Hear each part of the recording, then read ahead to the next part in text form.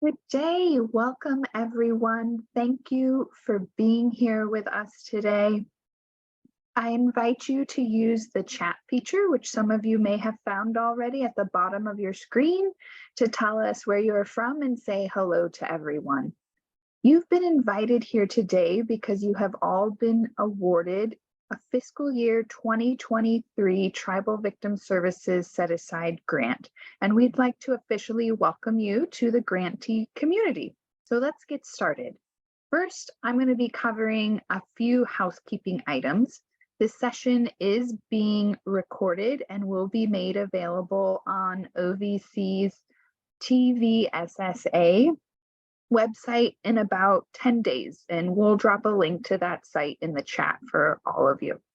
Throughout our session today, please enter your questions through the Q&A feature at the bottom of your screen instead of using the chat. This will just help us identify and address your questions a little bit more quickly. You can use the chat feature, as I mentioned, to communicate with the host and fellow participants today, and you'll also be finding resources from our presenters. They'll be dropped in the chat throughout our session here today. Closed captioning is also available. You can enable that by clicking on the CC button on the lower left of your screen today. And then finally, for any technical issues that you may be experiencing throughout the webinar today, please feel free to let us know using the chat box, or you can also email our technical support line that's listed here on the screen, but I'll repeat it now. That is support@t-vstta.org. So again, please feel free to use that if you're experiencing any technical issues throughout the session today. And now I'd like to turn it over to Jessica Andrew from the OVC Tribal Division to get us started. Jessica, over to you. Thanks, Lauren. And I just want to give a big shout out to our amazing programmatic TA providers, TVSSA. They've been instrumental in making our webinar a success and have been the real heroes behind the scenes. So thank you all so much for your help. As Lauren mentioned, my name is Jessica Andrew, and I'm excited to be here and to introduce our team of presenters and to kick off our first session. I'm one of the 4 grant managers that you're going to be hearing from today. So a little bit about myself. I've been working with OVC for over 8 years now, and I've had the pleasure of working with the tribal division that entire time. My role involves overseeing awards in Alaska, California, as well as a few in the Midwest. So I'm seeing a lot of familiar names coming up on the board, and we're glad to have you here. And I also oversee our contract for our TVSSA program, your programmatic training and technical assistance provider, who you're going to be meeting here in a few minutes. I'm now going to hand it over to Yolanda Curtis Gibson, who is going to introduce herself. Hello, everyone. I'm Yolanda Curtis Gibson. I am a grant manager in the Tribal Division, and I've worked at OVC for about 9 years. I primarily manage grants in the southwestern states of New Mexico, Arizona, and Nevada, but I have a few others sprinkled in other parts of the country. I am also the lead for OVC's construction initiatives under TVSSA, and I am the program lead for OVC's Developing Future Victim Specialists program. So I will now turn it over to Dawn to introduce herself. Hello, everyone. I'm Dawn Hill, grant manager. I'm coming up on my 1-year anniversary at OVC, and I primarily manage Northern California grants, and some in Arizona, and some maybe 1 or 2 in other states, but mostly in California. Nice to see everyone virtually. Hello, my name is Alexis Pullen. I am also a grant manager with the OVC Tribal Division. I live and work out of Minnesota, and most of my grantees are in the middle of the nation of the lower 48. And I look forward to continue working with you all and meeting our new grantees.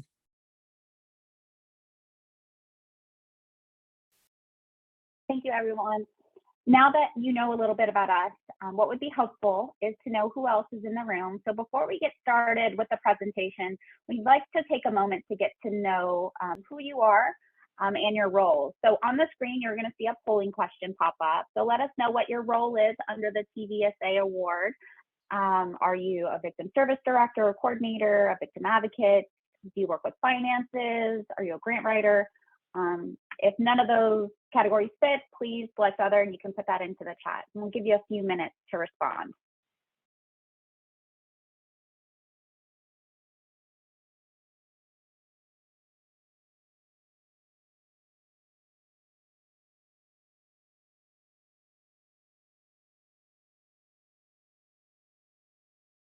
Okay, and I'm going to ask Lauren if you wouldn't mind closing the polling questions. Thank you. Okay, the results are in. So it looks like a large portion of you are victim service directors or coordinators, as well as a few grant writers in the room.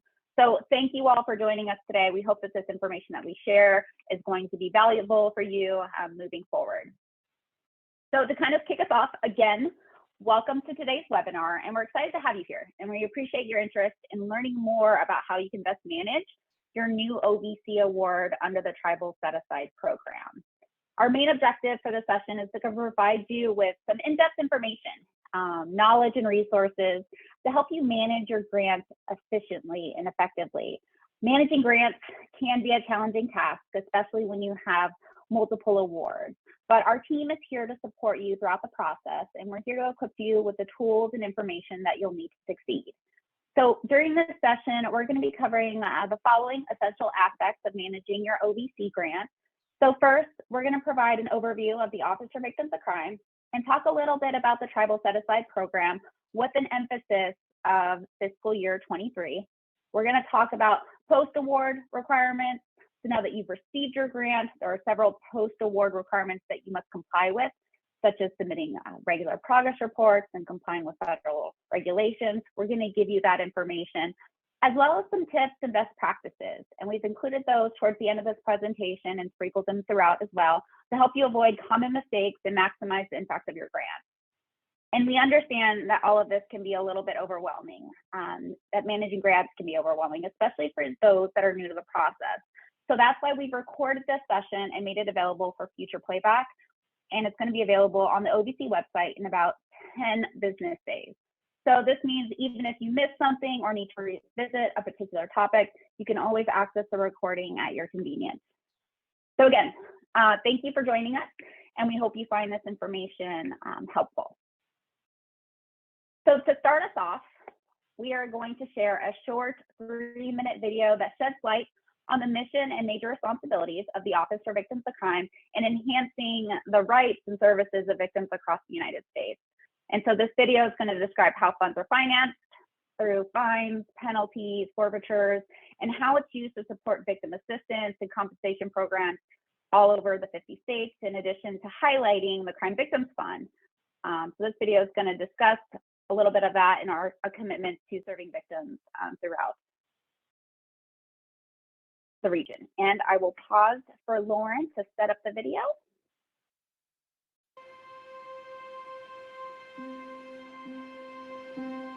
My mother and my brother were murdered in front of me. I was 10. My daughter-in-law looked through the glass and her eyes showed horror. And she said, "Nana, what's happened to you?" And I said, "I've been raped. I've been raped." I met a guy at a church and he wanted to be my friend, and instead he assaulted me, and I felt very scared. There is behind every case that involves a crime of violence a victim, a very real human being who has needs and needs to be spoken to and needs to have the system explained to them. The Office for Victims of Crime was created in 1984 to enhance victims' rights and services for all victims across the United States. The Office for Victims of Crime is a federal agency created by Congress that is a part of the Department of Justice. It is the government funding agency for crime victims compensation programs and victim assistance programs. The Crime Victims Fund is distributed in a number of ways by the Office for Victims of Crime. Part of it goes to support other federal agencies who are providing services for victims. Part of it goes to support model programs and practices, but the majority of the funding goes to the states. The Office for Victims of Crime is not the provider of services, but they fund states, and then states can subgrant the money out to direct service providers.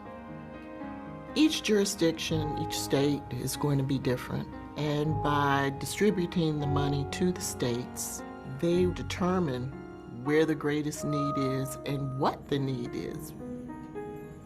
Victim service providers need very specialized programs to reach hard-to-find victims who are not always assured that they are going to find welcoming and accessible services when they do reach out for help. The Office for Victims of Crime is very committed to the professionalization of the crime victim services field. We do that through developing new programs, through training and technical assistance, and disseminating information about model programs that benefit victims of crime. There's an intentional effort to get everyone together so we know how to share resources, we know how to work together. The Office for Victims of Crime listens to the needs of state administrators for victims' compensation and assistance, and then gives us the tools we need to provide assistance to victims of crime.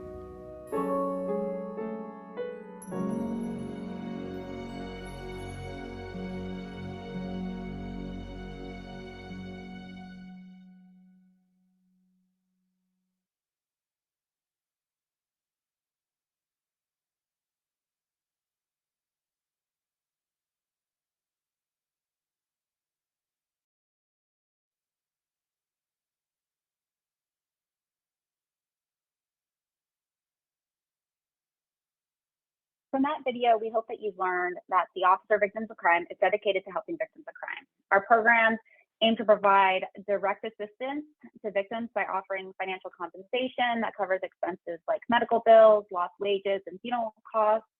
In addition, through OVC, we offer training and technical assistance to professionals who are working with victims of crime. We also have research and evaluation that helps us to understand the needs of victims to better identify effective strategies to supporting them. And we've also funded demonstration projects and pilot programs to test new ways to help victims of crime. And so we're committed to reaching also underserved communities and ensuring that everyone has access to these services. So OVC provides grants that improve crime victim services in tribal communities through a variety of different programs. So these programs can include, of course, the Tribal Victim Service Set-Aside Program, also known as TVSSA, and also the Children's Justice Act. The Children's Justice Act, also known as Purpose Area 6 or CTAS Purpose Area 6, as you may have heard, helps communities improve investigation and prosecution and handling of child abuse, particularly those of child sexual abuse, in a culturally and trauma-informed way to reduce the trauma for victims of crime. And again, that one's offered through the CTAS solicitation. We also have the Developing Future Victim Specialists in American Indian and Alaska Native communities. That is the solicitation that Yolanda manages. And that focuses on developing victim service professionals that will serve American Indian and Alaska Native victims in locations that are often rural or remote, and where positions are often hard to fill. And in 2023, we actually welcomed in 10 new grantees. And we also provide funding to other agencies such as the Bureau of Indian Affairs, BIA, to provide direct victim assistance and to ensure that all victims of crime receive services and referrals that they need, even in remote communities. We also have an initiative called the Micro Grant Initiative, which is funded to the National Congress of American Indians and also the Denali Commission. They administer those funds in the form of micro grants to federally recognized tribes through a competitive selection process. And then also to round us out, we have training and technical assistance. So OVC offers training and technical assistance to help American Indian and Alaska Native communities manage the financial aspects of your federal award for construction projects, as well as helping you with your programmatic needs to help build your victim service program.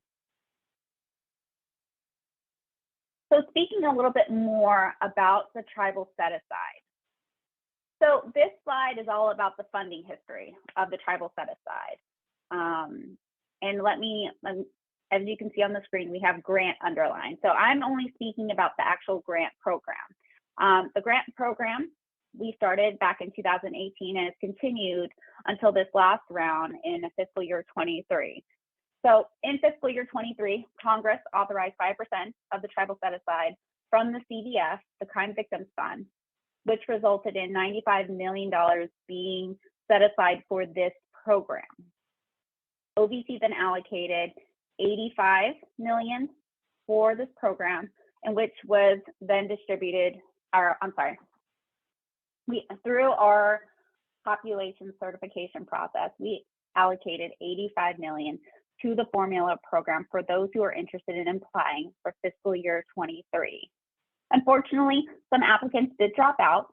So at the end, we ended up awarding 212 awards for nearly $69.7 million. So in addition to the formula grant program, OVC put the remaining funds from the tribal set-aside to good use by supporting non-formula programs and activities. And these programs are going to be, they were detailed in the previous screen. And it's important to remember that the funding and awards mentioned here on this slide are all part of the tribal set-aside solicitation, which is different than the funding stream. So the intention is just to provide you with kind of our funding history under this program. But if you'd like more detailed information about the tribal set-aside fund and how funds have been allocated, we have that on our OVC website. So as I mentioned, in 2018, Congress created the tribal set-aside from the CVS, which means that this money was specifically set aside to help victims of crime in tribal communities. And since then, Congress has continued to appropriate those funds for the tribal set-aside every year. The OVC fiscal year 23 tribal set-aside program is designed to support a wide range of activities to help victims of crime, such as providing direct services, helping with strategic planning, victim service development and expansion, community outreach and education, procuring tangible items related to victim services, and then other activities tailored to address the unique needs of victims within a variety of different communities, including missing and murdered Indigenous people.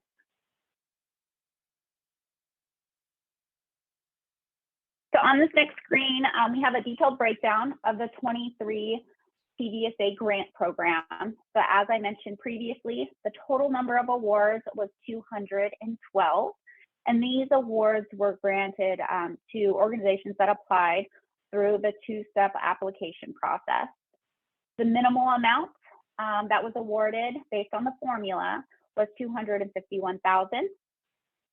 And then the maximum award under the tribal set-aside was $1 million. And when you do the math, the average award amount was roughly $319,000. The total amount funded was $69.996 million. You can also see that. Oh, I did not include that on the screen, but 69.9 million was total allocated for this program, as I mentioned previously. And the performance periods for this grant, which marks the official start date for all grantees that are receiving funding, are either going to be October 1 or January 1st. So grantees had the option to choose. So on your award package, you'll either see one of those two dates, and the performance periods are based on what you selected in your grant program and can go up to 60 months.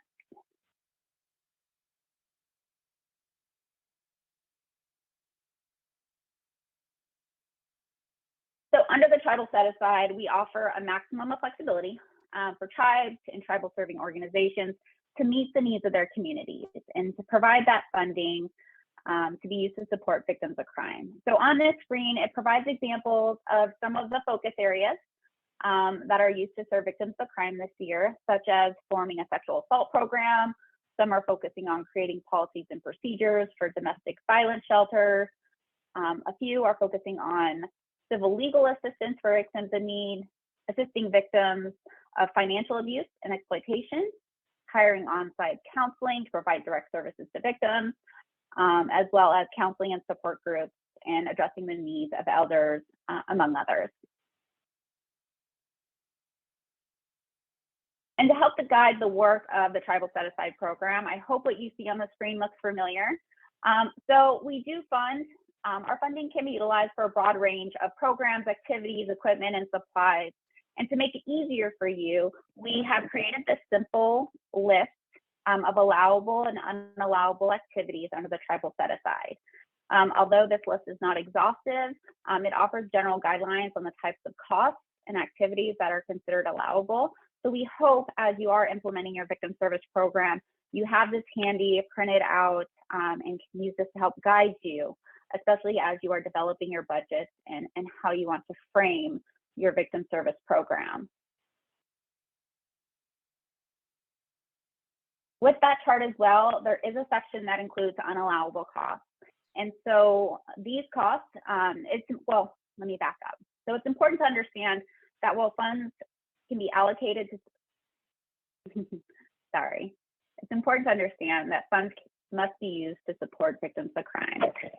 And there are statutory limitations on their use. So Congress established these limitations when it created the set aside, stating that funds must comply with the Victims of Crime Act requirements and should be allocated to Indian tribes to help improve victim services. I apologize, I am stumbling over my words. But what you see on these screens are the general costs that are not allowed under the grant program. So they are activities and services that are not related to victim services or that do not assist victims of crime. Costs incurred outside of the project period. So if your award date is January 1st and you're incurring costs starting in June, that would be unallowable. Activities related to the criminal justice activities, that is unallowable, and those would be criminal investigation, prosecution, general costs associated with operating a court or correctional facility, food, beverage, and meals as it relates to meeting, conferences, and trainings are not allowed, but please note that food provided to crime victims as part of direct services or while victims are participating in a cultural and traditional activity are allowed. And then the other ones are fundraising activities as well as legal services for criminal defense. And if your application includes any of these unallowable costs, your grant manager will work with you to make sure that those are removed and that you can reallocate your funds for something that is allowable. So next, under the program, we frequently receive inquiries about the necessary deliverables under the Tribal Set Aside program. So we understand the importance of project deliverables as they represent tangible or intangible outputs that are submitted with the scope of the project. And so for the Tribal Set Aside program, we have identified two types of deliverables, which are also outlined in the solicitation. And the first type are going to be those core deliverables. Those include reports and documentation that are required by laws. So this would include the semi-annual progress report, your quarterly financial reports, as well as your performance measures, submitting your budget and getting that cleared. And if you have an indirect cost rate, that would also be considered deliverable because it has to be reviewed by OJP. So it's critical that you submit those core deliverables to ensure compliance with the rules and regulations that are under this program. The next set of deliverables are the ones that you included in your application, in your narrative to support the work that you're doing. So some examples of these project deliverables would be a needs assessment or a strategic plan and logic model to help guide the work of your program. If you're developing policies and procedures, as well as materials such as publications, communication, or curricula, or if you're administering a training. And to help you successfully implement your grant activities, we have OVC designated programmatic and financial TA providers that can offer you training and technical assistance at no cost to help you with these deliverables. And they can provide a variety of different services. They can help you capture the required performance data. They can help you with creating a strategic plan, a number of other items. And we're going to talk a little bit more about some of their services here in the next couple of slides. At the end of your award, you're going to have the opportunity to certify that all of your deliverables that are outlined in your application have been completed. So again, deliverables are something that is reviewed and approved by OVC/OJP. And once you're ready, you can engage your grant manager in a conversation, especially if you do have deliverables that are unique to your program.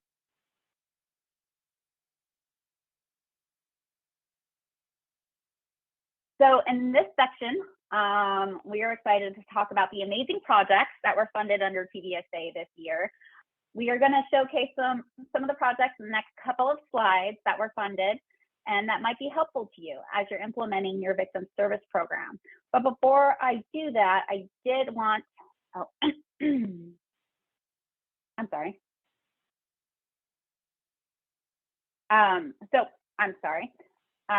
So we are going to go into the next slide. So to kick us off, to talk about the different programs that were funded this year we had 23 new entities receive an award under the Tribal Set Aside program, which is amazing. It's one of our highest number of new entities in a long time, so we're excited to have you here. And these entities are committed to serving victims of crime by either starting a new program or expanding an existing one. And this is one of the first steps, obviously, to serving victims of crime. So funds in this group of grantees will be used for a variety of innovative ways, such as establishing and implementing a new victim service program, conducting a community needs assessment, and a strategic plan to help guide the work of their program.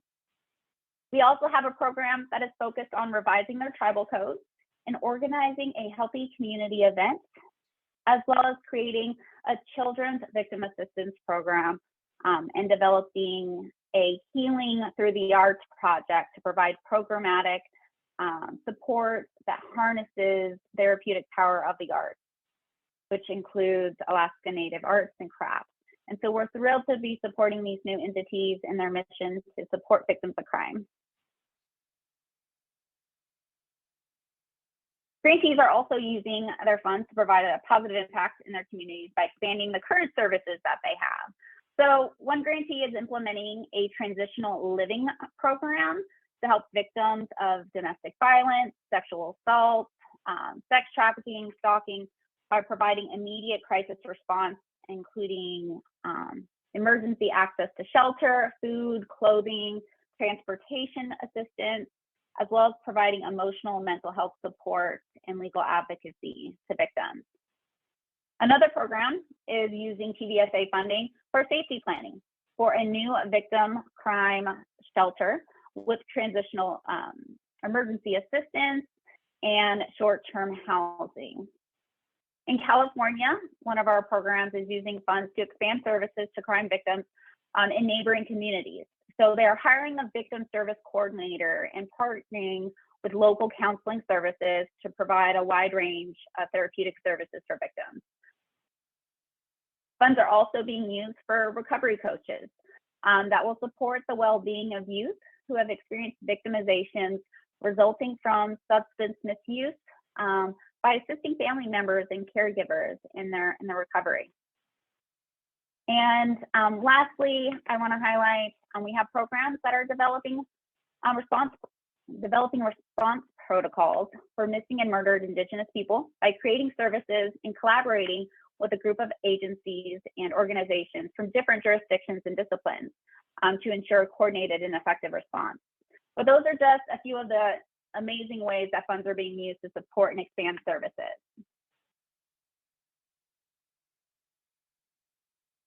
So this year, we received an overwhelming number of applications in the state of Alaska, with 67 out of our 210 awardees representing Alaska.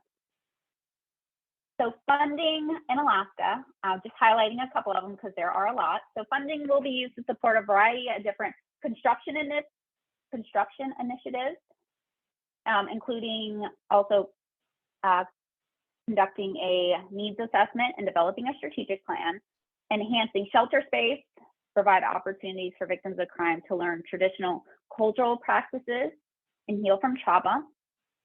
Some programs are organizing healing gatherings and with traditional healers for men, women, and youth. And one grantee is planning to implement a trauma symposium for the tribal consortium members. So we're proud to support these initiatives and other programs that are making a positive difference to those that are in Alaska. In addition, we also have a few projects that are focusing on training and technical assistance. And these projects aim to create more compassionate and knowledgeable communities by offering professional development opportunities for victim service staff, educational programs that are going to help identify human trafficking red flags, training conferences for professionals who work with victims of domestic violence and sexual assault with a focus of strangulation. Funds are also being used to develop protocols for missing and murdered Indigenous people, which is a critical step forward to creating a safer and more equitable future. And to round us out on our project, I want to talk a little bit about construction. So this year, we had 36 tribes or tribal serving entities who said in their application that they wanted to use funds for construction or renovation projects. So some examples of these projects include purchasing and installing a modular building to house the victim service program. Some are supplementing their previous award. So a fiscal year 22 tribal set aside construction project. Renovating a family advocacy center to accommodate more staff offices. And some are constructing an area of tiny homes, modular buildings, to serve as temporary shelter for male victims of crime. So all these services are again to enable victims to access safe shelter and receive services. So if you're interested in learning a little bit more about the projects that were funded not only with OVC but also OJP, we welcome you to learn more about the different projects by checking out the OJP interactive map. And that map provides a more comprehensive information about who's funded in your area and for what. And thank you, Sam, for putting that into the chat. So I was talking a lot. So what I would like to do is just do a quick pause to see if there's any questions about the Office for Victims of Crime, any general questions about the tribal set aside, or any of the programs that we talked about. Jessica, we have two questions that have come in through the chat. The first one is, with this new allocation, we were funded at a lower level than operating costs. Will there be an opportunity in the future to request additional funds beyond allocations?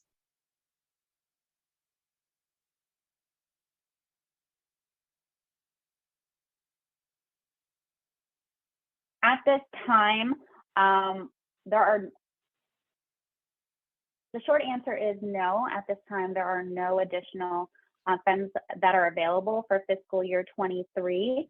But if you are having issues with operational costs, we definitely recommend that you speak to your OVC grant manager to see if there's ways that you can move around some funds in your budget to better meet the needs. And if you have another award, figuring out how to make that work as well.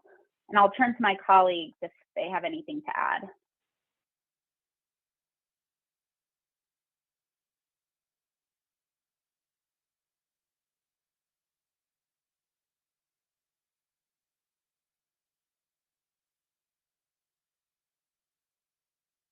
I see another question that just popped up in the chat. How do we connect with our program officer, with our grant manager?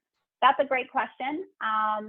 Everyone should have received a welcome packet, which included information about the solicitation, as well as a plethora of resources, not only about how to contact our help desk, but who your assigned grant manager is. So we can make sure that you all get that list, but in the meantime, for the individual that asked the question, and for those that are also asking, you can put that into the Q&A, put the name of your program, and we will make sure that you get that contact information today.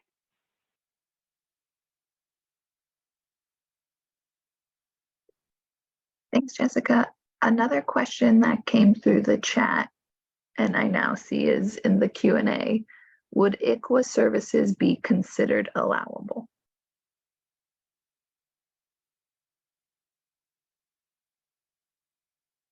Yolanda doesn't mind. I would like to turn that question over to her. She wouldn't mind answering it. Sure. So ICWA, Indian Child Welfare Act services, some of those services, yes, they would be allowable under TVSSA.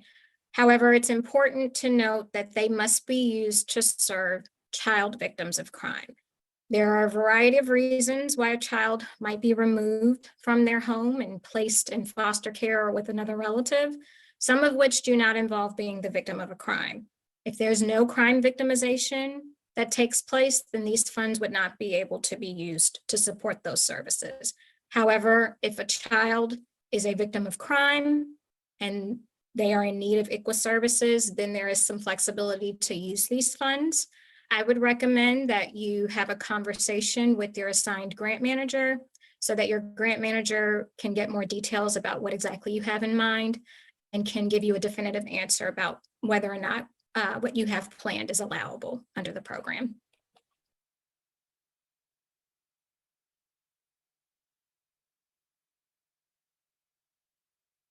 Thanks, Yolanda. Thanks, Yolanda. Another question that came through the chat, Jessica, is this session getting recorded and will it be available to us to review?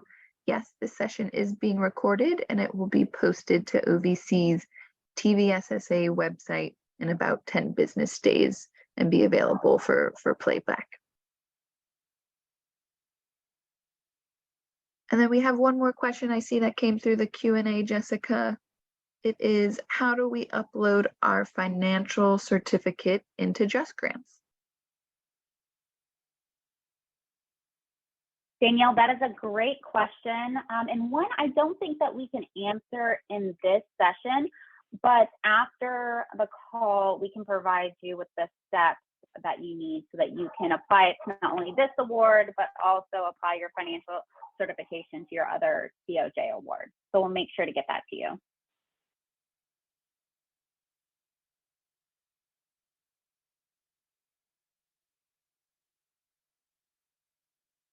All right, Jessica, I don't see any other questions in the chat or the Q&A at this time.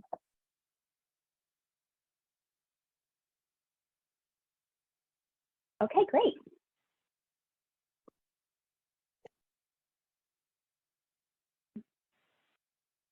So to make our presentations a little bit more helpful to you, we would like to know about the topics that you're interested most about when it comes to TVSA, because we really want to make sure that we're targeting our sessions to meet your needs.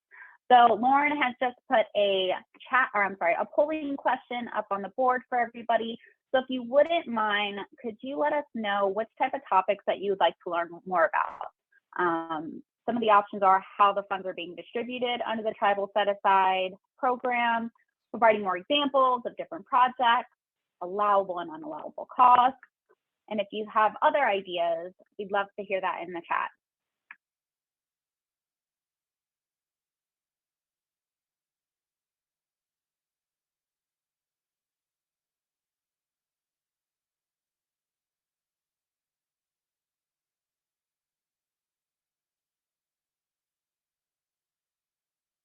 Okay, Lauren. Great. So it sounds like we have a lot of interest in allowable and unallowable costs, and about examples about the different programs that we're funding. So we can definitely take that into consideration, and I'm sure our folks at TFMC, who is your financial TA provider, are taking serious notes right now. So next, we're going to talk a little bit about your role and also our role here to support you. So it's essential that every grantee received and reviewed the new grantee welcome packet that was emailed in early October. And if you didn't get it, don't worry, we will send that back out to the list of participants here today. And this packet creates a treasure trove of information that will help you effectively manage and administrate your grant program. And it provides detailed instructions about how to access your funds. The grant onboarding toolkit will help you get more confident and capable as you start to implement your project. And we also included some links in there with valuable supplemental information. So in this section, we're gonna dive a little bit deeper in the information that was provided in the packet. We're gonna be talking about how you can access your funds, review your special conditions, and manage and implement your projects. But first, we wanna talk a little bit more about our roles here, not only your roles, but our roles as we are here to support you.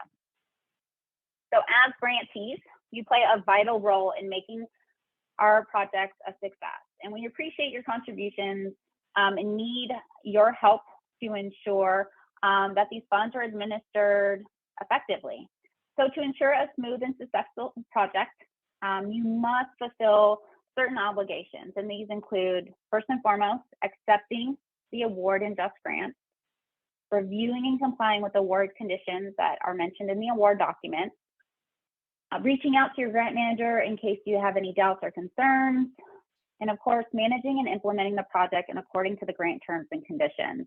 And this means submitting all the required financial, programmatic, and performance reports, and completing all of your deliverables that are outlined in your application.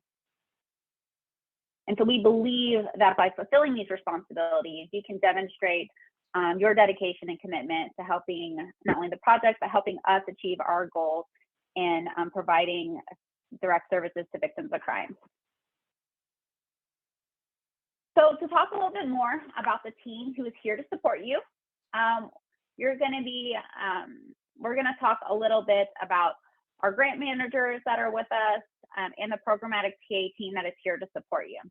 So to kick us off, on the screen, you're going to see a list of our current grant managers and program specialists that work with the OVC Tribal Division.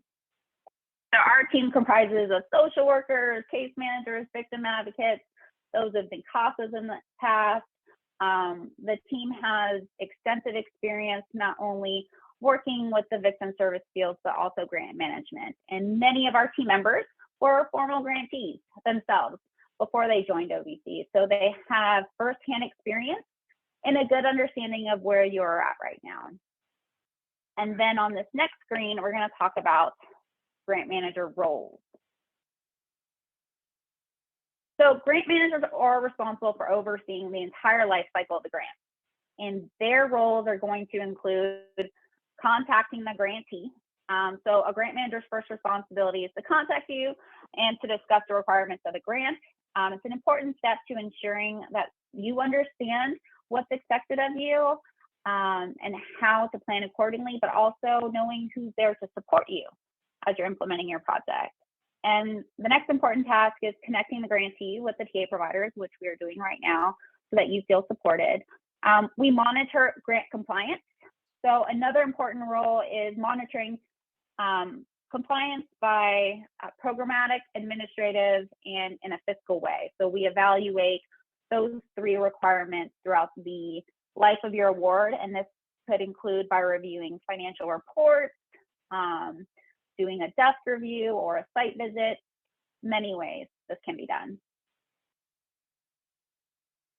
And then of course we review and approve modifications. So if you need help, that's okay, Lauren. I just wanted to say in summary, the grant managers do play a critical role to ensuring that you feel supported, and they're gonna work closely with you. So making sure that you are provided with guidance and support throughout the entire life cycle of the world, the entire life cycle of the grant. And so their expertise and oversight will hopefully help you with that and to help you achieve your goals and objectives that you've put into your program. So we're now going to transition and we're going to talk a little bit and hear from our TA support team. So I am pleased to welcome TFNC to present a little bit more about their program and how they're here to support you. So April, I'll turn it over to you to introduce yourself. All right, thank you, Jessica. Shio Nagata. Hello, everyone. My name's April Bird. I'm a member of the Eastern Band of Cherokee Indians, and I have been working with the Tribal Financial Management Center, or TFMC, for just over 4 years. Prior to that, I worked for our tribe and for our casino. So I've got a lot of experience on the financial side. And so I want to talk to you a little bit about TFMC today. TFMC is committed to providing tribal grantees with a range of options for receiving individualized TA and training, including virtual, on-site, regional, open office hours, and peer-to-peer learning circles, which are customized to meet your needs. And in all technical training and technical assistance delivery methods, TA and training teams commit to the following practices: learning about each tribal community's unique culture, practices, and traditions, developing an understanding of the Tribal Victim Service Program's mission and vision, sharing effective resources, tools, and materials, and addressing other financial objectives identified by the tribal entity and/or OVC. For virtual and on-site TA requests, pre-session conference calls with grantees are coordinated by the TA team. An agenda, delivery format, and content are customized and driven by the grantee's specific needs and priorities. And this format option allows TFMC to coordinate single or multi-day sessions, with each session covering a different or grantee identified topic.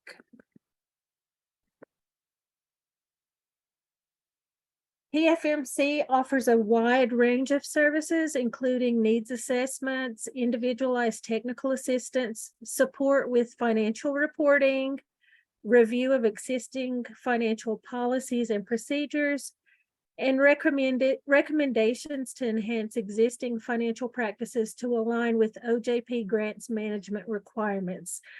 TFMC provides assistance with budgets, addressing award conditions, submitting grant award modifications in just grants, and award closeout and reconciliations, and so much more. We also provide current, relevant, and effective tools and resources for grantees, and routinely disseminate information on current best practices and facilitate peer grantees.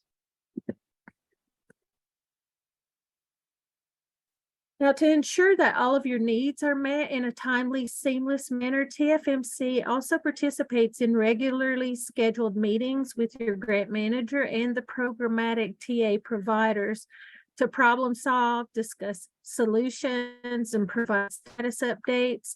And we also provide ongoing communication with the grantee and grant manager to assist with creating and implementing a TA plan.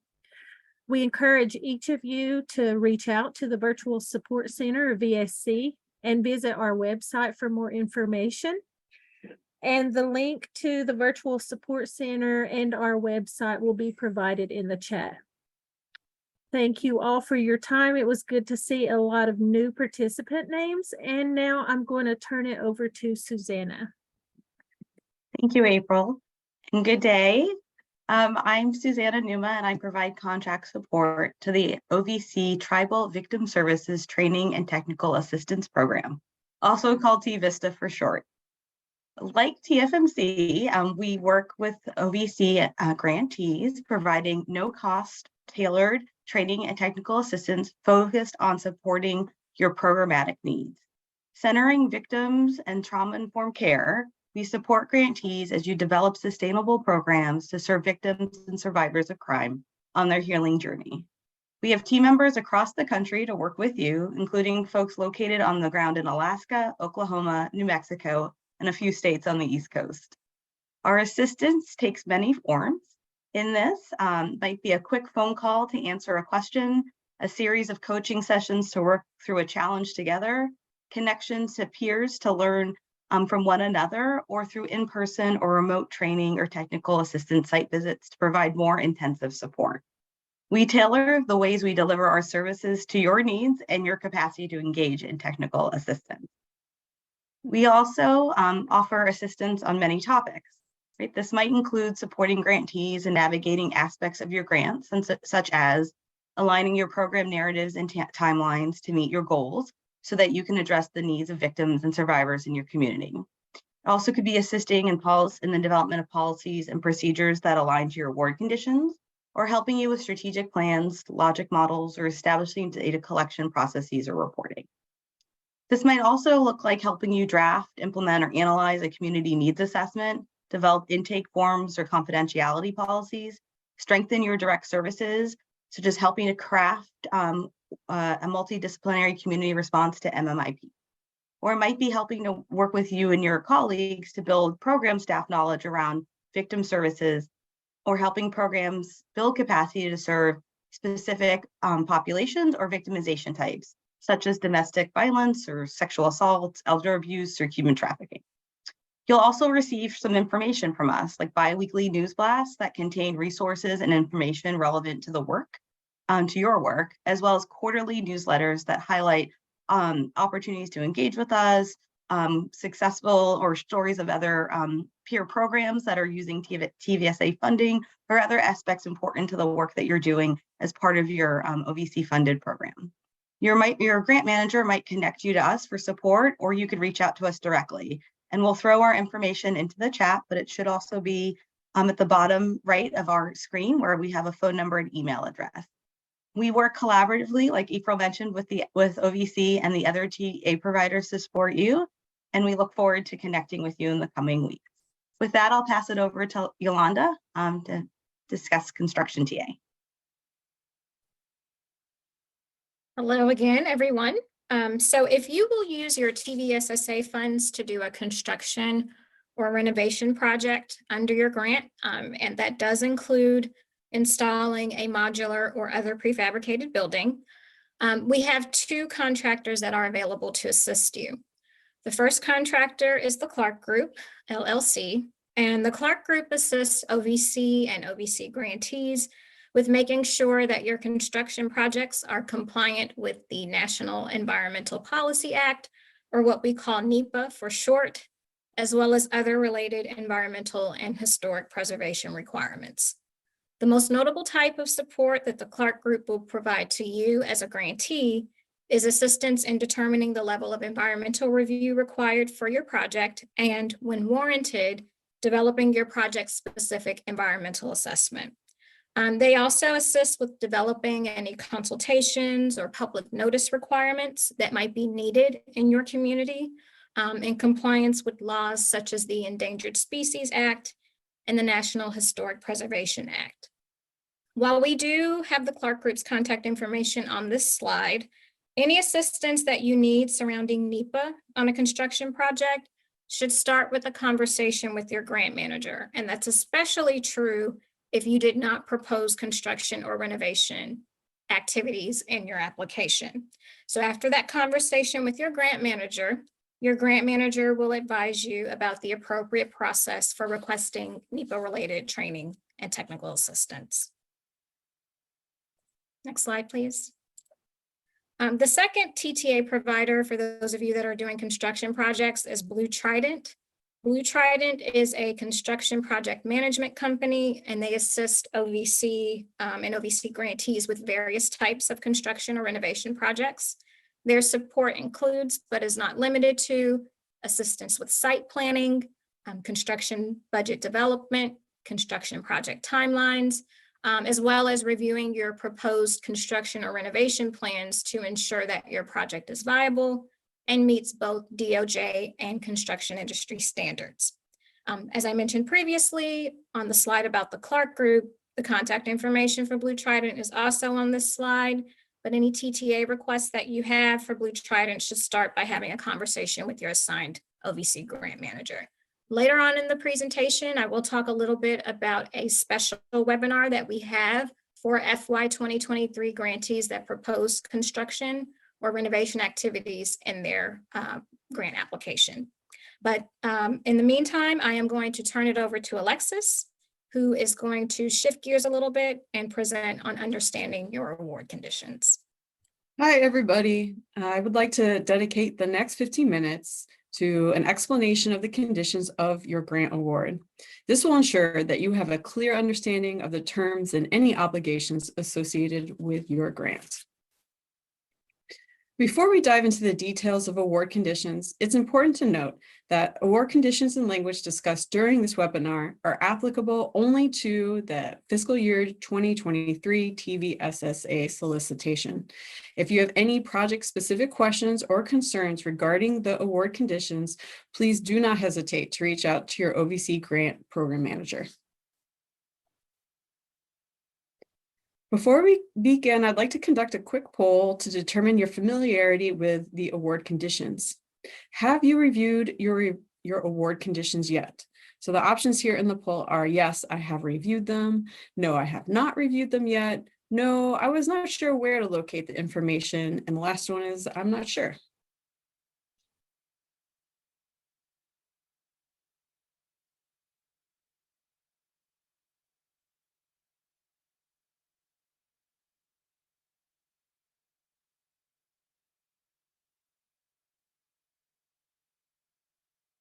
Okay, Lauren, let's close the slides and see. It looks like the majority of you have reviewed them. Good for you. Some say that I haven't reviewed them yet, and some are unsure where they're located, and some are just a little bit unsure. And so we'll go through those, some of the major ones together today, and help you to familiarize yourself. And of course, there'll be a chance for Q&A at the end.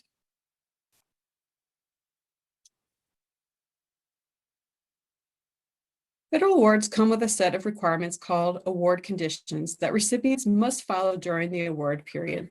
These conditions are managed in the award conditions repository and included in the award packages given to grantees. When you receive an award, you'll need to review and accept all the award conditions as part of your funded award package. It is important to note that each grant has its own set of special conditions, which play a significant role in ensuring compliance with federal regulations. We want to remind you and everyone involved in the grant, especially the signing authority, the point of contact, and the financial point of contact, to read and understand these conditions thoroughly. Doing so will help you stay aware of any potential issues that may arise in relation to subrecipients and other day-to-day activities. We care about your safety and well-being, which is why we encourage you to avoid texting while driving, lobbying, and other activities that could put you or others at risk. Being mindful of the award conditions, we can work together to ensure a successful and safe grant project period.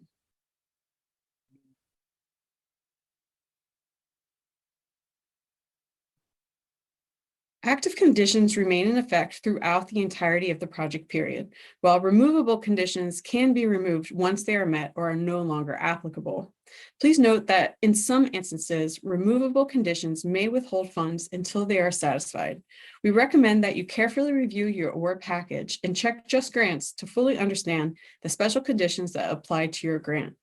Additionally, it's always useful to maintain open communication with your OVC grant manager to clarify any questions or concerns you may have. At the close of the grant period, it will be necessary to certify that all conditions have been met, including any removable special conditions. On this slide, you'll find 3 topics that we will be covering. The first topic is about the general special conditions. These are the terms and conditions that apply to all OJP awards. These conditions may change every year. In this section, we'll be discussing some of the most important general conditions that were applied to your tribal set-aside award. While all conditions are important and require careful review, I will be highlighting the most pressing ones. In case you want to explore the topic further, our attorneys at the Office of Justice Programs have developed a valuable resource to help you better understand and successfully apply your special conditions. You can find the link to this online resource at the bottom of the slide, which includes hyperlinks to various resources. Please click on the link provided to access this resource. Also note that each grantee has more than just these 29 general conditions. These are just the ones that apply to OGP awards, to all OGP awards. The uniform guidance has some provisions that are aimed at making things simpler and more transparent. These provisions help to eliminate any conflicting guidance, increase accountability standards for non-federal entities, promote the efficient use of technology, ensure consistent and transparent treatment of costs, support policy reforms related to allowable costs, and strengthen federal award oversight. If you want to know more about these provisions and are interested in getting some additional resources on Part 200 uniform requirements as they relate to OGP awards and subawards, also called subgrants, then please check out the OGP website, and the link will be provided in the chat, I am sure. Here is a resource I know that I use all the time as a grants manager. This is the DOJ Grants Financial Guide. The guide is available to everyone. It should be your first stop when you have any financial or administrative related questions. The guide is updated regularly and is only 164 pages long, which is shorter, though, than the uniform administrative requirements. However, it can still be time consuming to go through. Here's a tip. Use the PDF version and search for specific keywords to find what you need quickly. Control F. This guide is a vital resource, and I encourage all grantees to use it. Reporting of potentially duplicative federal funding. If any duplication of funding is identified, then you must take the following steps. Number 1, contact the assigned grant manager to discuss the overlapping funding. And number 2, submit a budget modification or change of project scope. That is a grant award modification that we often call a GAM, as necessary to remove any inappropriate duplication of funding and ensure compliance with the terms of the current award. This process will help ensure that the recipient is using federal funds as efficiently and effectively as possible while avoiding any potential compliance issues.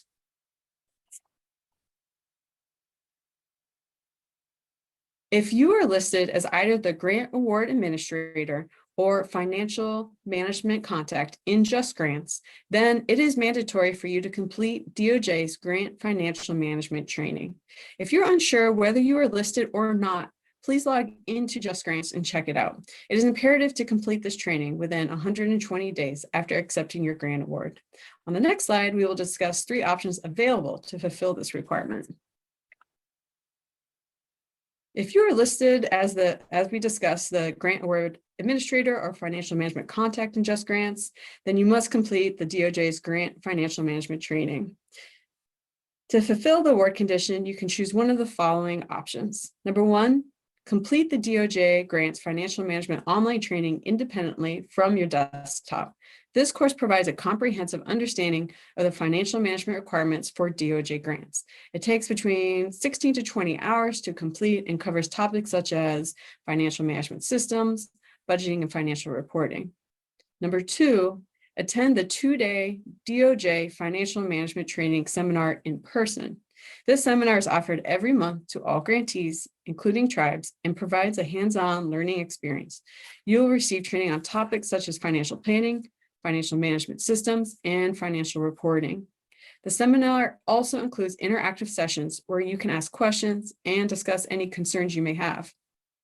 Lastly, participate in the TFMC Tribal Grants Financial Management Training, which consists of 5 consecutive weeks of 1-hour live virtual sessions with activities in a learning management system.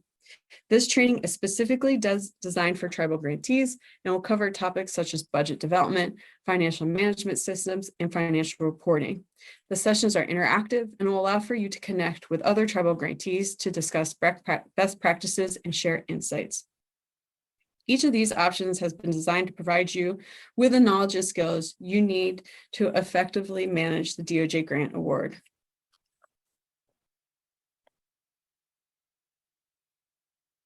So with that, we would like to take another poll.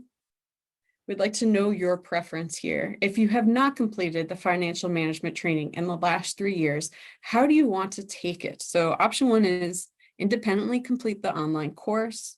The second one is to attend one of the OGP in-person training sessions. And the last one is participate in TFMC's 5-series virtual course.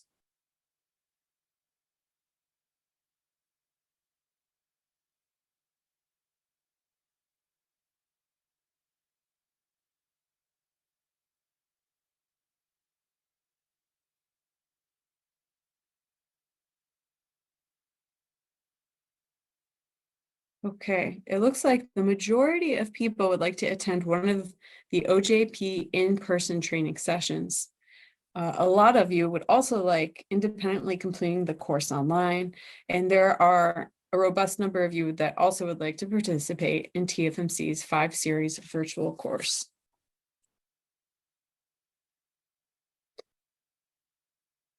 It's amazing to see so many of you are interested in the virtual training course sponsored by TFMC. Before we proceed, I'd like to take a moment to ask April from TFC how folks can learn more about the course and its next offering.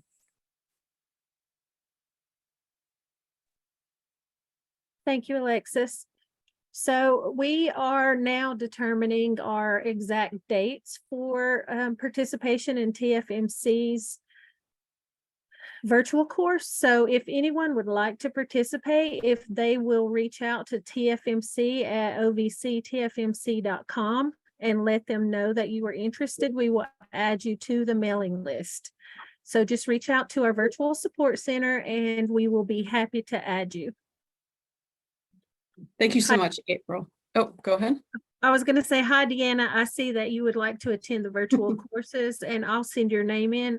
But if you will call the VSC or email them with your email address, that way they will have it and we can send you the information. Thank you. Thank you, April. You can also contact your grant manager just in case it was hard to catch that email address in passing.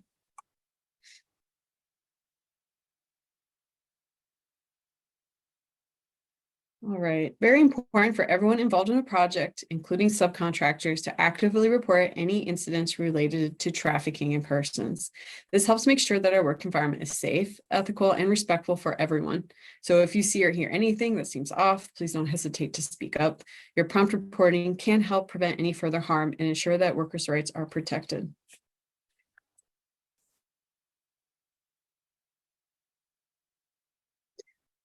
Award requirements, remedies for noncompliance, or for materially false statements.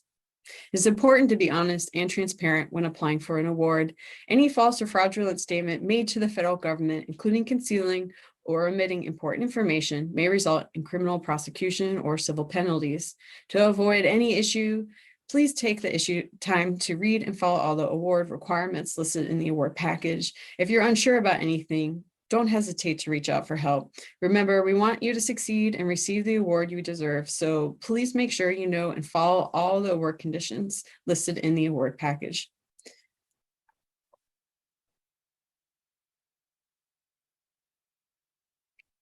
Audits. If during an audit, investigation, or review of DOJ awards, any outstanding issues arise that need to be addressed, the DOJ awarding agency, OGP or OVW as appropriate, will inform the recipient of the issues and provide them with guidance on how to address them. The recipient is expected to address these issues satisfactorily and promptly to ensure compliance with DOJ requirements. If the recipient fails to address these issues within a reasonable timeframe or fails to address them satisfactorily, the DOJ awarding agency may withhold award funds or impose other requirements to ensure compliance. However, the DOJ awarding agency recognizes that sometimes issues may arise due to circumstances beyond the recipient's control. In such cases, the recipient is encouraged to notify the DOJ awarding agency promptly and work with them to resolve the issue in a timely and satisfactory manner. Okay, so there you go. Thank you. It's important to ensure that you comply with all of the requirements related to the System for Award Management, otherwise known as SAM, which you can access at www.sam.gov/SAM/. This includes registering with SAM and keeping all of your information up to date. It's very important. If you'd like more information on your obligations related to SAM and unique entity identifiers, you can check out the OGP website, and the link will be added to the chat. Civil rights and non-discrimination compliance.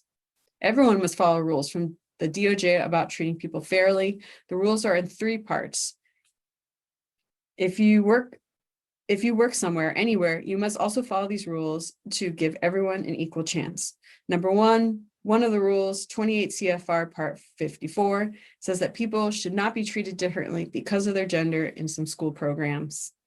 Number 2, another rule, 28 CFR Part 38, says that people cannot be treated differently because of their religion or if they choose not to have a religion. It also says that some groups that are religious must follow these rules too. You can read the rules on the internet. Remember, everyone should be treated the same and have the same opportunities. And this is required of both recipients and subrecipients. Number 3, compliance with subpart E of 28 CFR Part 42 is also necessary, which pertains to equal employment opportunity programs. Grant reporting responsibilities. Some of you are already very familiar with these. They were lightly covered earlier in the presentation. Reporting for your grant work starts when your award period begins, regardless of whether you've accepted the award, cleared your budget, or hired staff. You might be wondering what is meant by reporting requirements. Reporting is essentially a way for you to update us on the progress of your grant work. This includes providing us with information on milestones achieved, challenges encountered, and how the grant funds are being utilized. It's important to note that failure to meet your reporting requirements could result in a delay of your grant payments or even termination of the grant. Therefore, we urge you to take reporting seriously and make it a priority. We'll be providing more detailed information on reporting later in the presentation, but for now, please ensure you're aware of your reporting requirements and the importance of meeting them. Determination of suitability to interact with participating minors. This condition applies to TVSSA awards and any subaward that include activities to be carried out under the award that aim to benefit minors under the age of 18.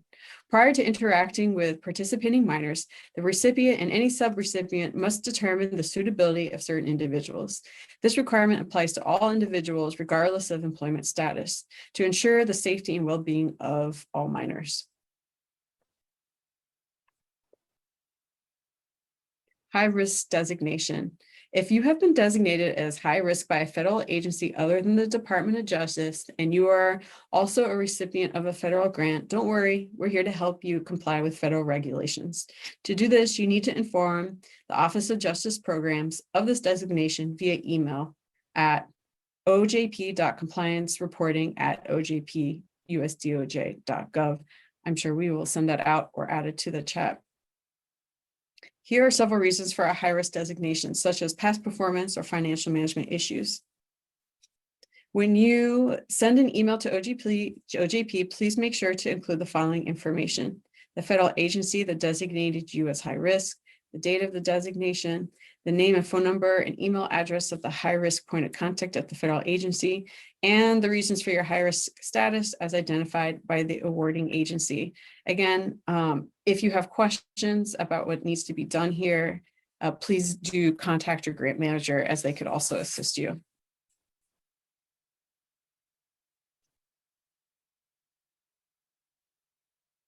At OJP, we value transparency and the reporting of any waste, fraud, or abuse. We want you to know that no employee or contractor at any level is required to sign an internal confidentiality agreement or statement that could prohibit or restrict the reporting of any such incidents to an investigative or law enforcement representative of a federal department or agency authorized to receive such information. If you come across any potential fraud, waste, abuse, or misconduct involving or relating to DOJ funds under the award, we encourage you to report it immediately to the Office of the Inspector General by calling the DOJ OIG hotline at 800-869-4499. You can also find more information on the DOJ OIG website. I understand that we have just shared a lot of information with you, and I appreciate you taking the time to listen. This knowledge will be invaluable in helping you make informed decisions when it comes to handling federal funding and managing your award. At this point, I'd like to pass it on to my colleague, Yolanda Curtis Gibson, who will be covering the next section. Okay, so Alexis just covered general award conditions that apply to all OJP awards. And so I am going to present on award conditions that are programmatic in nature. You can go to the next slide. So programmatic award conditions are specific requirements that are associated with each award and remain in effect throughout the life of the award. These conditions are similar to the general conditions that Alexis just covered, but they are tailored to meet the specific needs of the award and the associated solicitation or program. Programmatic award conditions may include specific reporting requirements, milestones that must be achieved, or other performance metrics that must be met to ensure successful completion of the award. By providing these detailed requirements, programmatic award conditions help to ensure that you as the grant recipient are fully aware of all expectations and that you can work towards achieving them throughout the life of the award. So the first programmatic special condition that I'll cover is related to access rights. This special condition requires you as a grant recipient to allow OVC access to documents that are related to your grant upon request. So this includes, but is not limited to, financial records, perhaps data that you've used to complete your programmatic progress reports, your organization's internal policies and procedures related to grant management, etc. Those are just a few examples, but the documents that we can request really vary beyond that. By accepting your TVSSA award, you as the grant recipient have agreed to fully cooperate with OVC and to provide any additional information or documentation that may be requested. These documents are most often requested during a monitoring site visit, whether in person or virtual, but they can also be requested outside of those site visits. So just keep that in mind. The next special condition that I will cover relates to when a grantee fails to initiate activity. I know that won't be the case for all of you on this call, but I have to mention this anyway, and I'll do so briefly. So basically with this special condition, OVC reserves the right to take appropriate action in instances where a grantee fails to initiate grant activity or where a grantee misses multiple time task deadlines. And I should mention that flexibility is the name of the game with TVSSA. If you are encountering any challenges, the key is to communicate with your grant manager so that you all can work on a plan for mitigating those challenges. Perhaps that may involve revising your timeline or doing a scope change. So their changes are allowed, and flexibility is definitely, we definitely encourage that, but the key is to communicate with your grant manager. If you fail to initiate activity, OVC action may include, but is not limited to, termination or suspension of the grant.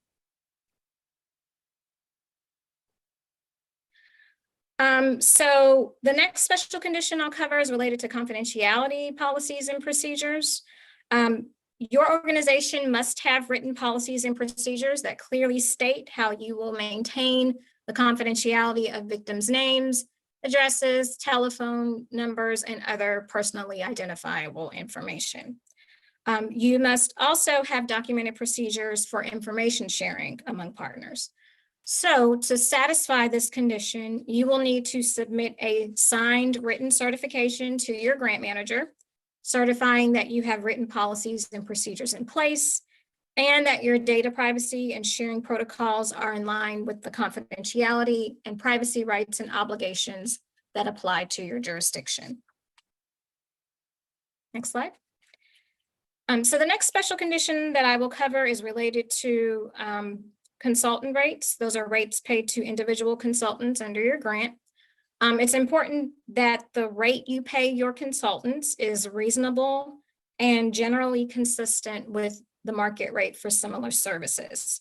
Please note that the maximum consultant rate for OJP is $650 per day or $81.25 per hour.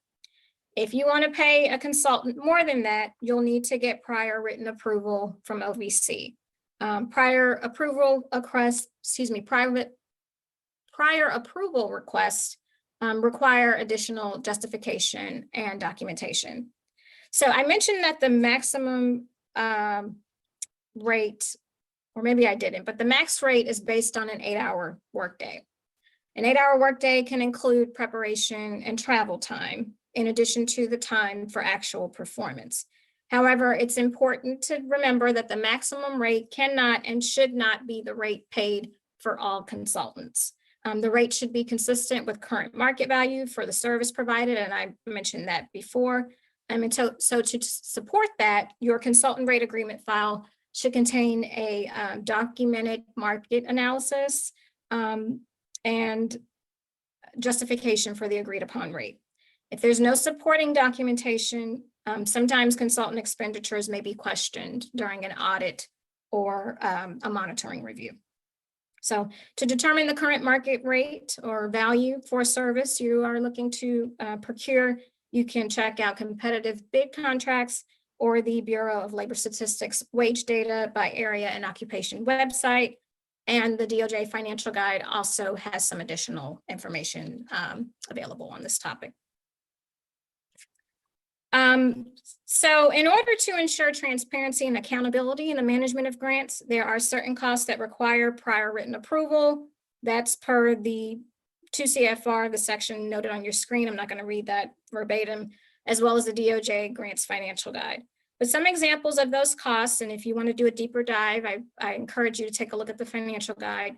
But as I mentioned, it can include compensation for consultant services that exceed the OJP maximum, any sole source procurements that exceed $250,000, publication plans. So this includes any costs that are associated with publishing research, reports, or other documents related to the grant, purchase of automatic data processing equipment and software, or pre-award costs. If you want to pay for any of those things, any of your plans fit those bullets on the screen, please have a conversation with your grant manager about the process associated with prior approvals.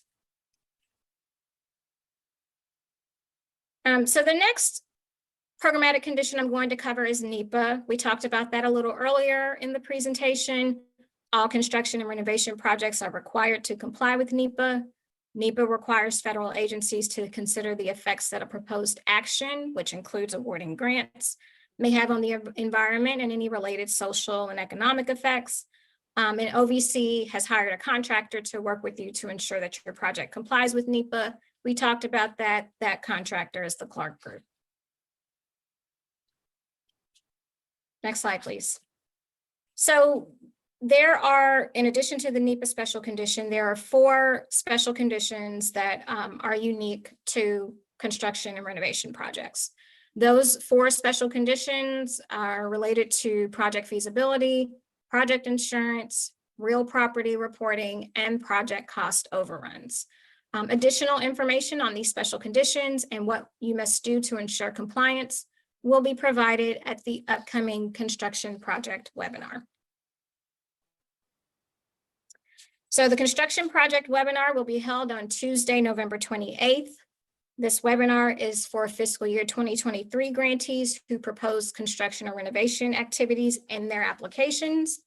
This webinar will provide an overview of the information you need to get started with your construction project, including information on the process and timeline for environmental reviews under NEPA, an overview of the NEPA and construction special conditions and what you must do to ensure compliance. And it will give you an opportunity to meet your service providers, your OVC, NEPA, and construction TTA providers. Grantees who proposed construction in their application will be sent a link to register for this webinar. Those grantees will also receive a welcome letter from either the Clark Group, again, that's the NEPA contractor, or Blue Trident, who's the construction TTA provider. And that will be provided, well, anyway, please be on the lookout for that information. The contractors will do outreach and will send that information to the points of contact that you noted in your construction renovation efforts questionnaire that you submitted with your application. If you proposed construction in your application, but you didn't complete that questionnaire, or you think that a point of contact that was initially listed shouldn't be there anymore, perhaps they've left your organization, please notify your grant manager as soon as possible so that we can get that information updated. And so now I am going to just take a quick pause to see if we have any questions.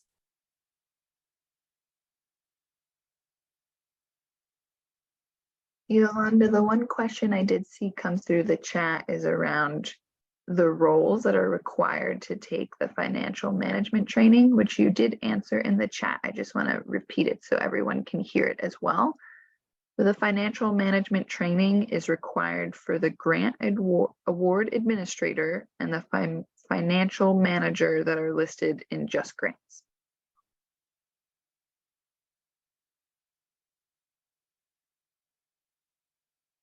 We have a question in the Q&A. Do previous OVC grants, such as 2022, require NEPA regulations for renovations?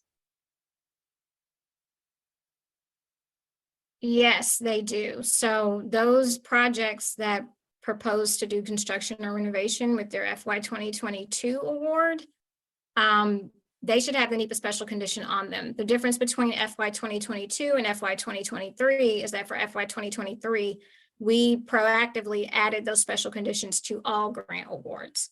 Now, if you did not propose construction in your FY 2022 application, you should have a conversation with your grant manager about whether or not that can be added. In some cases, it might be able to, but there are a number of requirements and considerations to take into account, so that will require a one-on-one conversation with your grant manager.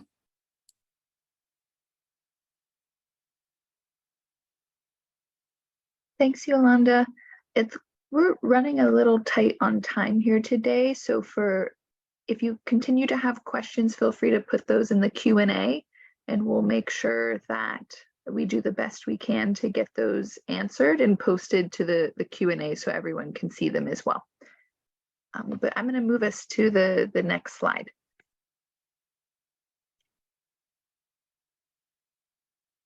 Thanks, Lauren, for keeping us on time so we can get everybody out in 30 minutes.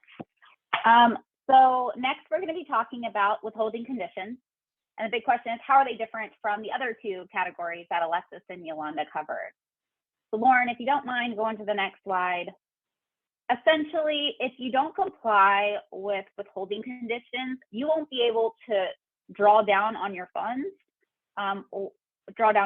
So it's important to note that withholding conditions can be added during the application phase at any time, especially when there's missing information.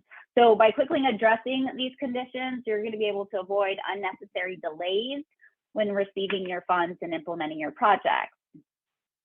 So apart from reviewing the award condition list, there are a few ways to check if you have a hold on the condition. So on this next slide, your grant award administrator or your financial manager, as well as your authorized rep, can access Just Grants to see the status of your award. So on the screen here, you're going to see the funding balance and availability tab that we have highlighted. Just to give you an idea of what you should be looking for. So as you can see, the award has multiple issues, including suspension and a hold on funds. Suspensions are automatic holds that originate from Just Grants and are beyond our control as grant managers. And these suspensions may be due to a delinquent progress report or a financial report, or in this case, an expired exam registration. To locate any withholding conditions that you have on your award, you'll need to scroll down and see that hold section that's highlighted. And then these lists are going to display active holds that have not been resolved. So what you can do is select each one to review each hold and examine the information. And remember, you must resolve all of them in order to gain access to the funds. So just taking care of one of them isn't going to release the funds in itself. So as you can see, for this award, they have 4 active withholding conditions that need to be removed before they can access the information. And again, for these, you really do want to contact your OVC grant manager. The most common financial hold that you're going to see is going to be related to the conditional clearance, what you can see on this next slide.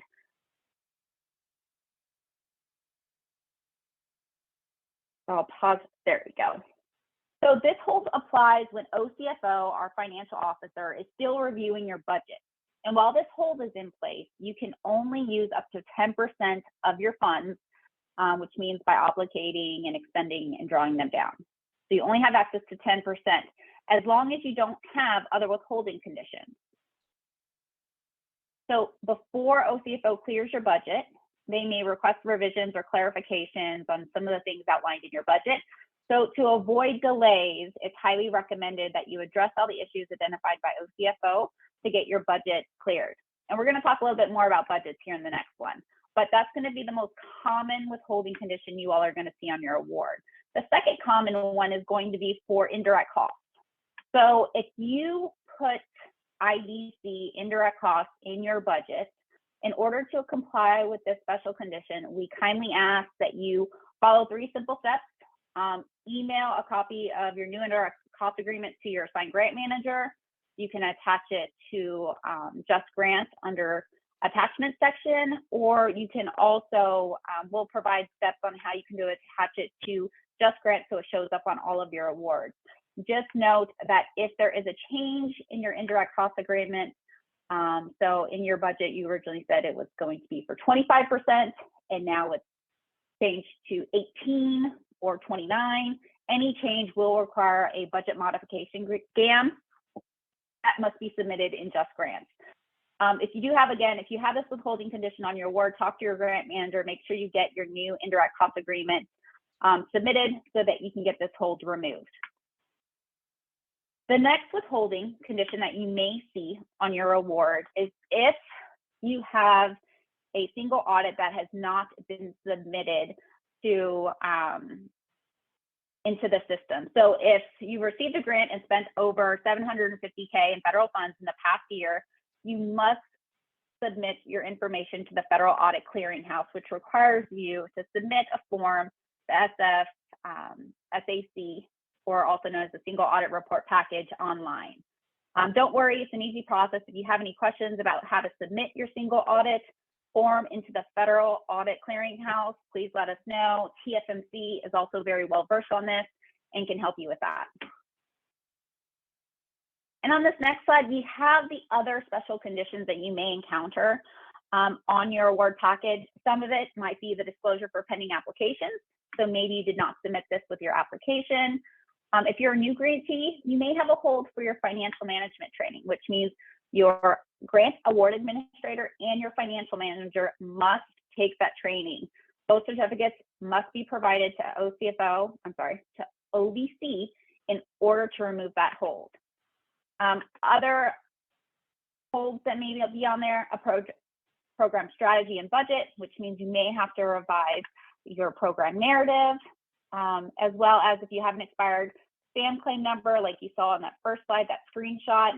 If you have an expired SAM, you need to contact your grant manager so you can get that taken care of.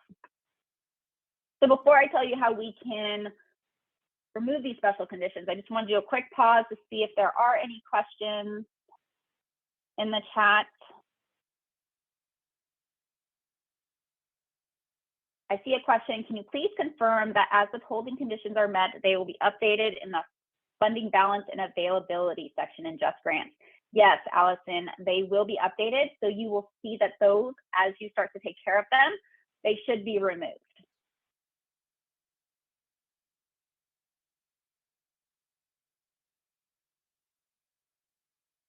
You can continue to put in your questions into the chat, and towards the end of the presentation, if there's time, we'll make sure to answer those. If not, we can handle them on the back end. So how to satisfy the withholding conditions. If you have one of these conditions that needs to be addressed, don't worry, we're all here to help. And here's what you need to do. So first, you need to take action. So first and foremost, have a conversation with your grant manager to see what is required. Most of the time, it's something that can be simply emailed to your OVC grant manager, such as the financial management training certifications or an updated program narrative. Once that is submitted and reviewed by OVC, your OVC grant manager will remove the hold. This is something that you cannot initiate. It is something only the grant manager can do. And then lastly, once the hold has been removed, which can take a little bit of time because there is a review process that has to happen, you're going to get a notification from Just Grants letting you know that the funds for that condition have been released. But again, you want to continue to check in with your grant manager because you may have other conditions that are on your award that must be addressed before you can fully access your funds. And that's why it's really great to go and check back at that funding and availability tab, because that's where you're going to see whether or not you have access to your funds. So we're gonna change the topic a bit and take a break from discussing award conditions. And instead we're gonna talk about accessing your funds. So, which is critical to your project success. And without much delay, the one thing that I will mention is, if you see on the screen, so out of the 212 grantees that we have, half have completed and half have not. So you want to make sure that you get that done within 45 days of receiving your award notification. So many of you received your award notification on or about September 19th. So you are coming up on the time where you need to accept your award. So some of the steps to follow when you log into Just Grants, you're going to review in your work list to see if there's any awards that require action. Here, what we're going to do is we're going to go to the next slide. So I'll back it up for a second. So an email notification is going to get sent to the application submitter, the authorized representative, and the entity administrator to sign and accept the award. That's a system-generated award notification that is sent out. So prior to accepting the award, your entity administrator must assign the authorized representative, the financial manager, and the grant award administrator, all three roles, before the authorized rep can go into the system to review the special conditions, review the award, and certify the information. And as a reminder, accepting or declining these awards has to be done in Just Grants. We cannot accept paper copies. While I would love to provide more detailed information on this, I do recognize we are tight on time. So what we are going to do at the end of this presentation, we're going to give you information on how to join one of the Just Grants virtual training opportunities that walks you step by step on how to accept your award. And also, if you need help with role reassignment, they're going to have a specialist on that call to be able to help you. So we'll provide you with that registration here on the back end. The last thing I want to mention before I turn it over to Tina is to talk about the budget approval process. As I mentioned previously, many of you still have conditional budgets right now and are waiting to get your budget approved. So as of right now, our OCFO, they have all of OJP awards to get through and have to review each and every one of those budgets. So that's over 3,000 for over about 10 specialists. So it is going to take a little bit of time for them to get through them. But when you are contacted, you will want to make immediate action. So if they're asking you to make minor revisions, to include travel, or to break down costs, you want to address those as quickly as possible. If you need help with your budget revisions, please contact your TA specialist at TFMC. They can walk you through on some of the changes, help you identify maybe new costs that you should add or things to modify. And they can work with you one-on-one time and time again. I've seen them, like Tan, they do a screen share, and they can really help you walk through that process.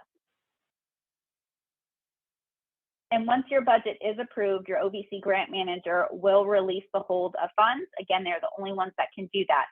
So again, communication is key here with your grant manager. And if you need help, please contact TFMC.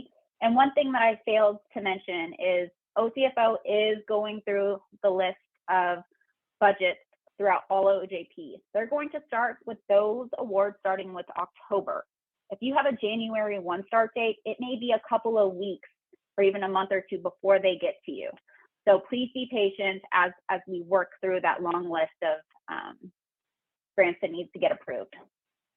So recognizing that we have about 20 minutes left, I'm going to pass it over to Tina to talk a little bit more about reporting. Thank you. Thank you so much, Jessica. Hi, everyone. I'm Tina Dimashki. I'm a training and technical assistance specialist. I provide contractor support as part of the performance management team to OVC grantees like yourselves across OVC programs around performance management of their OVC awards and performance reporting and the reporting requirements that you heard about today, more from a performance measure standpoint. I will be providing a very brief summary about performance reporting to you all today, but we do have resources that we will make available to you as your reporting process starts. We also do have upcoming trainings that will be scheduled in January for you all for your first reporting period. So more information to come. This is very brief, and I know I am speaking fast, but for the sake of time, I wanted to be able to get through our slides here today. First, I want to let you know about our reporting platform. So you've heard about Just Grants. Just Grants is part of the reporting requirements where you complete your reporting requirements. It's the grant management system that provides our grantees with an end-to-end experience, not only for reporting. However, there's another platform, that's the PMT. You may have heard this term as you completed your applications. The PMT is a performance measurement tool. And this tool is specifically a web-based reporting system where you will go in and electronically submit qualitative and quantitative data as it relates to your grant activity and your OVC funding that you've used over a certain period of time. The PMT is specifically for performance reporting, and that's the sole purpose of that platform. And then you also have a second piece of reporting that happens in Just Grants as well. You will be getting access to all of this information and access to the system in January as well. So the types of reports that you are required to complete as an OVC recipient of funding, as you've heard earlier, there's quarterly performance measure reporting, there's semi-annual progress reports, and there's also at the end of the award period, which is down the road for you all, a final report in the closeout process of your award. The quarterly performance measure report will be completed every 3 months. It speaks to the data that you've collected over each quarter of grant activity. So every 3 months, you will collect data and enter data into the PMT system. This data will speak to subrecipient work and prime work if you have any subrecipients on your award, and you will take that information and enter it into the system. The quarterly reports are considered quantitative reports. I always get those two confused. Quantitative reports where you're only entering numbers into the system for that quarter and submitting a report to satisfy the reporting requirements for that specific quarter.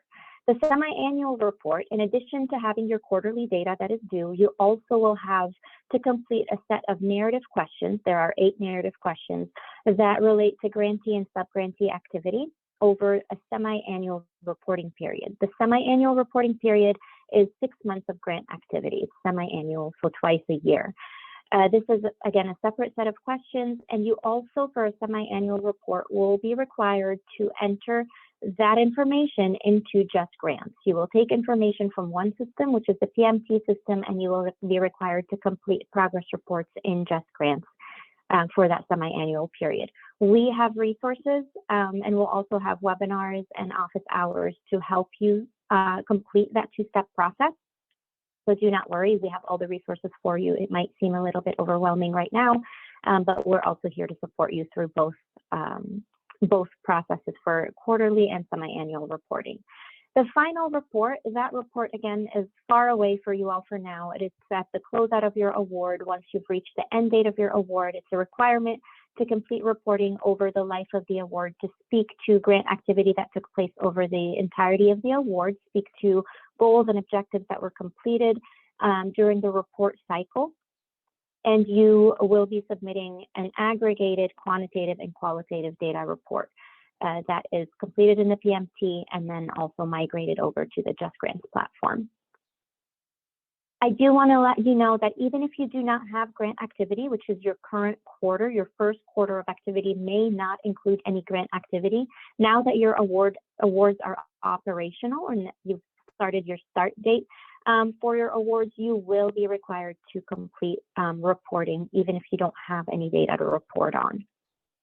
And that first reporting period will be in January. Here is the reporting schedule. So we follow the federal fiscal year, which starts on October 1st and ends on September 30. The first quarter is October through December, with a requirement to complete quarterly and semi-annual reporting by January 30.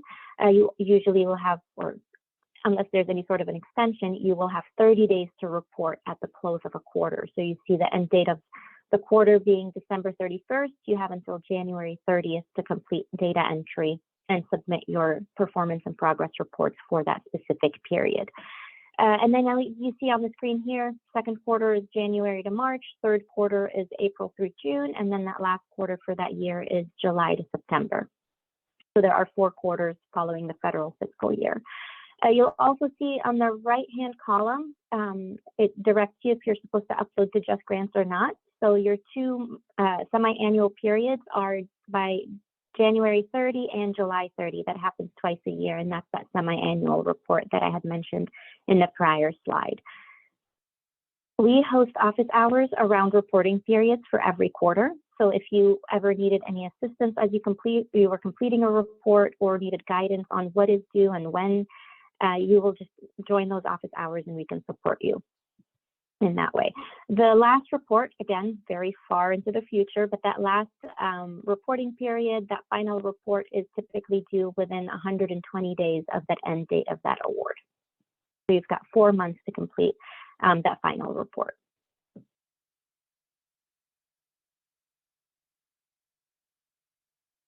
Okay, so for the performance measurement tool, the PMT, your initial access will be granted to you in January.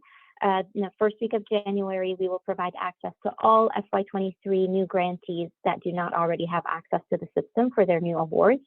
The website is ojpsso.ojp.gov. You do not need to write this down or remember it. We will be sending out resources when you do get access with the link and information on how to log in. The initial point of contact or the initial access will be granted to the individual from your organization that is listed as the grant award administrator in Just Grants. That's the only individual initially that will receive access to the PMT. So if you know that somebody in your organization other than that grant award administrator is going to be responsible for completing data entry on behalf of your organization for your OVC award, please be sure to get with them and make sure that they have access to the system after that initial access is granted by us. You can have as many accounts created in the PMT after the initial access is created. So anybody in your organization that needs access, that should have access, can then receive an account from your organization to access the system and have access to the data or enter the data on behalf of your organization. In January, that initial point of contact will receive an auto-generated email from the OVC PMT help desk. Sorry, the slides just scrolled through. From the OVC PMT help desk with first-time login instructions. So you will be receiving all of this information. If you already know of the PMT and you have other OVC awards that you've used PMT for, the new award will be listed in its own tab, in its own category for you. Okay, so just a little bit of resources to get you started as you gear up for your first reporting period in January. We have an entire webpage dedicated to your program, to the Transforming Victim Service Grantees and the Tribal Grantees Performance Measures webpage on the OVC website, where you have a list of all the performance measures, user guides on how to use the system, how to understand the measures and the different questions and what they're asking. We also have recorded webinars that you can review before the January reporting period, and different topics that we have resources for, in addition to data collection tools as well that you can use if you know that your organization does not have a data collection mechanism in place and you'd like to get one started. You can visit that webpage and look at one of our tools. We also have a dictionary and terminology resource that's available for our grantees that will help you understand the terms that OVC uses within the performance measures. We understand that across the country, terms are different, especially at the local level, from what we use at the federal level.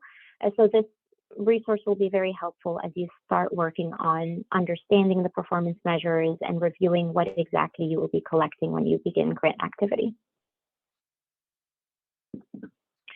And I also want to let you know that our team is available. We are here to support you, and we host these office hours that I had mentioned every reporting period, but we also do host one-on-one coaching sessions for our grantees. If you are interested in having a session for any new staff members or your entire team, we're more than happy to schedule one for you. You need to contact us through the help desk to get a session scheduled. I'm sorry, something is dinging. I'm not sure if it's my phone or something else, but I apologize if you hear it on your end. But we schedule these TA sessions to answer your questions, to support you, to help you navigate the platform, and really just anything that you have questions about as it relates to performance reporting for your OVC awards. Please feel free to reach out to us. We have a help desk dedicated to you all that can respond to you, to your tickets that you would have created. Here's the information about the help desk. We have our phone number. You can give us a call, but we also have an email address that you can reach out to. I also wanted to include the Just Grants help desk because they are there to support you as well as it relates to Just Grants activity and information that you need for that system as well. We are two separate platforms and two separate teams. So information for around PMT and the performance measures would come to us, the PMT Tier 4 help desk, and information about the Just Grants platform, roles, password resets, and navigation of the system that would go directly to the Just Grants team. I know that was super quick, but I think we got through all of our slides, and I look forward to working with you all in the future.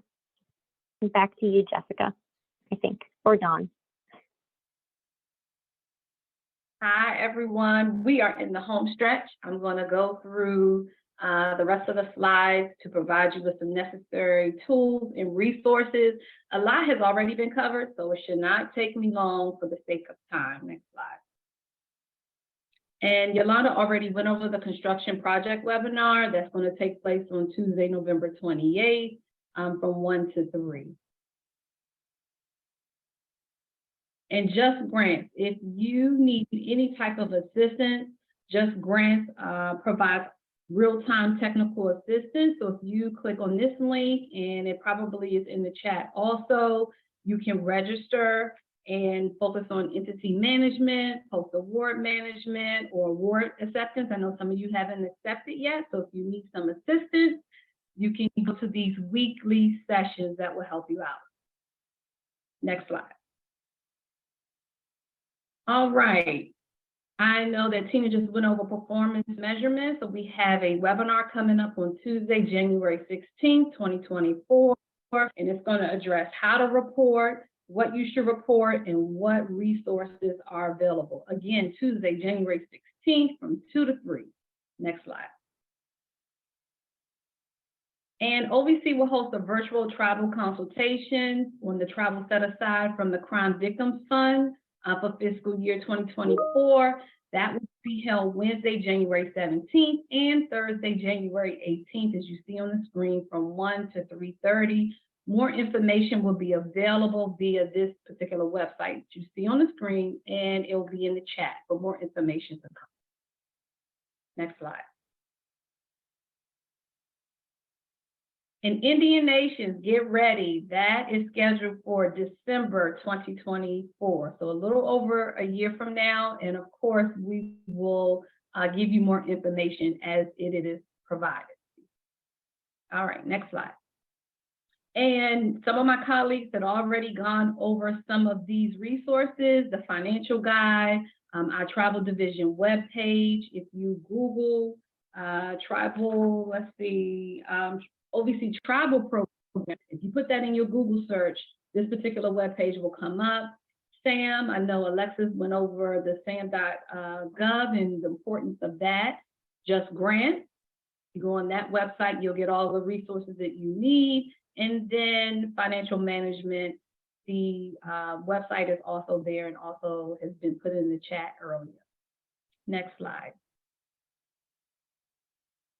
And additional resources, if you visit this particular website, it's for a dedicated tribal website for updated information. It entails webinars and current funding opportunities, fact sheets, publications. Please visit this often.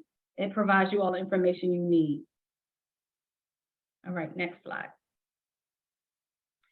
This contact information is very important and helpful. I've printed it out and it's up on my wall in my office because if you are a current grantee, you know that you're going to have to call Just Grants at some time, the PMT help desk. So please print this out or have it handy somewhere with these phone numbers. Next slide. All right, take it away for our last Q&A, and we should be wrapping up shortly. Thank you.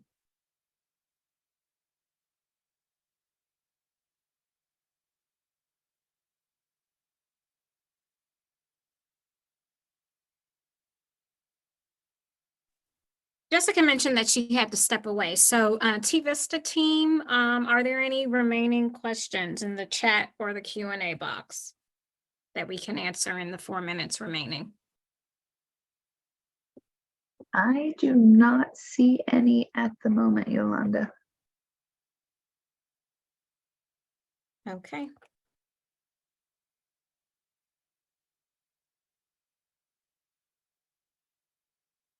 There's also a comment in the chat with a reminder about the Indian Nations Conference in 2024. That is one of the events that OVC considers to be an OVC required training. And so all grantees are, well, strongly encouraged, but it's really required to send 2 staff from each OVC grant. We understand it may not be possible for every grant, especially if you have multiple grants, but please send at least 2 staff to that event.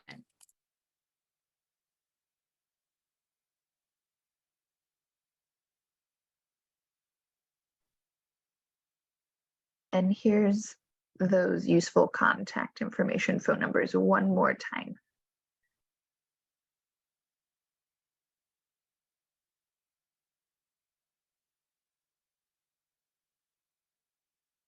I do not see any other questions coming through the Q&A or the chat at this time.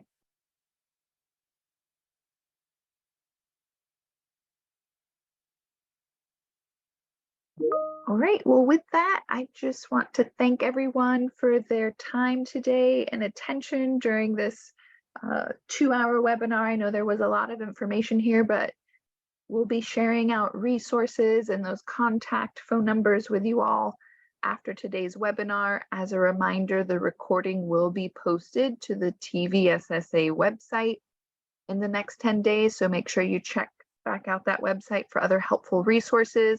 But again, thank you to everyone at OVC, TFMC, and Tina at PMT for participating today, as well as all of you. And welcome again to the grantee community.